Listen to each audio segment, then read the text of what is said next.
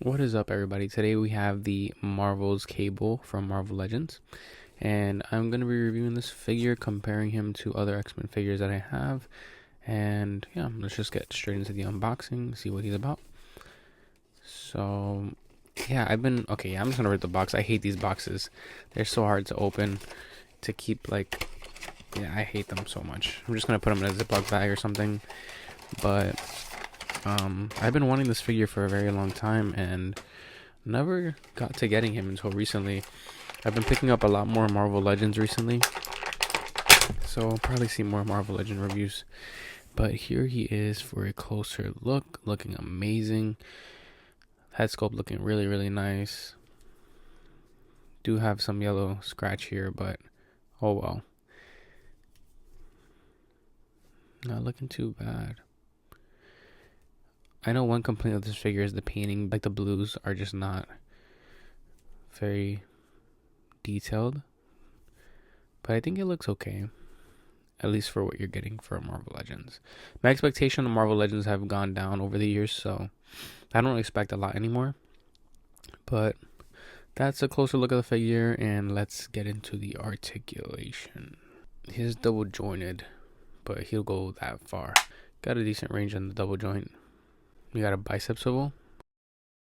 Jeez, he's a little stiff. Bicep swivel. Hits the T-pose. Kind of has these shoulders here where you can see the ball under. I don't really think he has a butterfly joint. Yeah, no butterfly joint for real. And maybe he does, like, under this. No, he doesn't. So your range is going to be very limited, but then you can use the swivel and the double joint to get more range here, right? His head can look up this much, look down that much, so some pretty good range. No tilt at all, just like stuck on that ball joint. Literally no tilt, so that's unfortunate. I'm a little scared that I'm gonna break this over time. Look, it's already like wiggling off. A little scared about that, so I'm gonna try to like not touch the head sculpt too much. Ab crunch, not too bad. I was expecting worse, but I know they engineered this to have this flap be a separate piece so that it's not restricting.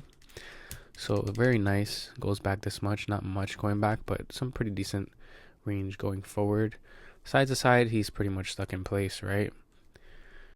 For the legs, going up basically 90 degrees if you swivel a little bit to the side because of this piece right here. So not really getting the 90 degrees, but can kick out a little bit more. Some decent amount. I don't really think you need cable to kick out any further than that.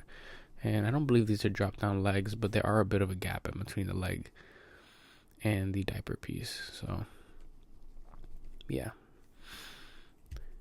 Double jointed knees, very, very good range there.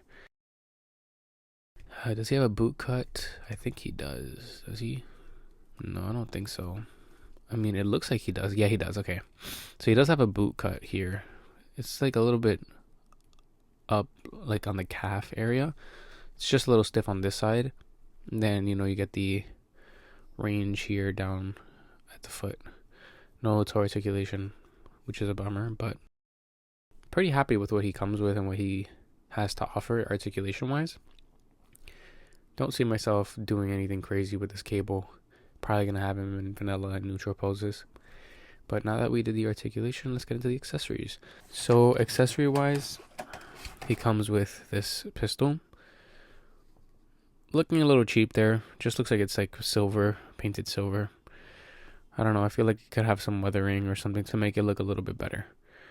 Doesn't look very nice to me, in my opinion. Which is very surprising because I'm not very picky with my weapons and accessories, but these straight up just look like cheap plastic. Cheap gray plastic, that's all it looks like. It doesn't look like it has any details on it. Straight up gray shiny plastic. And aside from that, he comes with 2 additional pairs of hands. He has the closed fist on, and then he comes with 2 of these for the shooting hands, which I wish the Punisher that's coming out from the Daredevil Born Again show did come with, but apparently he's not. And then this leg for the Build-A-Figure, which I'm probably going to sell. So here's a size comparison between the Mafex Cyclops. This is the Marvel Legends cable, and this is the Marvel Legends Nightcrawler, the first one. And honestly, cable is huge.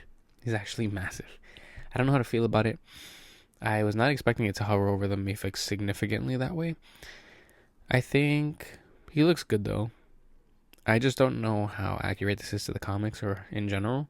I do know it's kind of based off of the Capcom look. That's probably why his proportions are a little bit more exaggerated.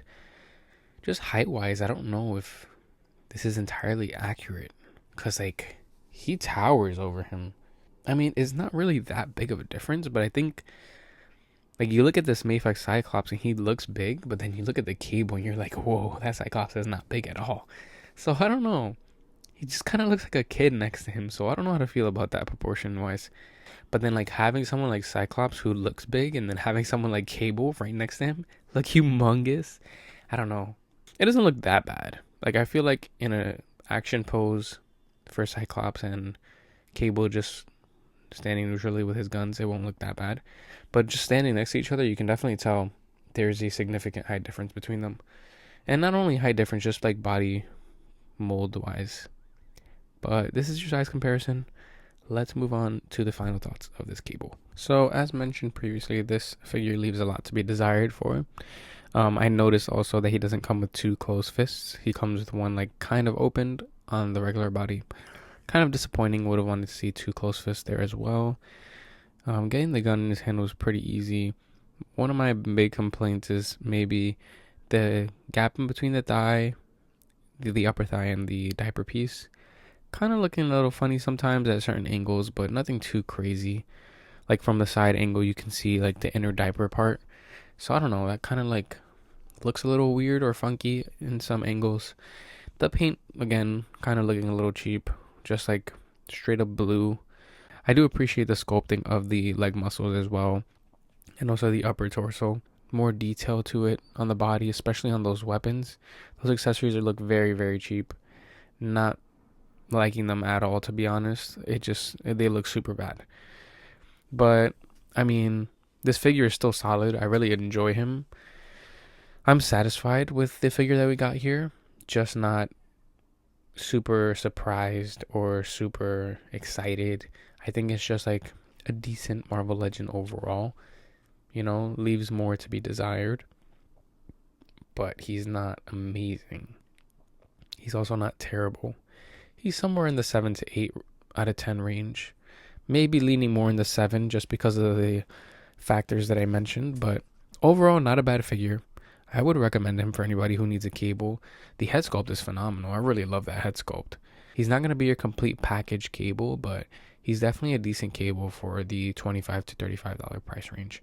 He's lackluster in accessories slightly because of the not closed hand. But I think you're getting a decent figure here. Decent, not amazing. I hope you guys enjoyed the review.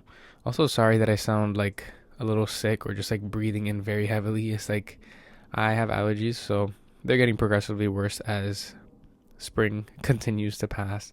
But I'm trying my best to do these reviews and not sound terrible.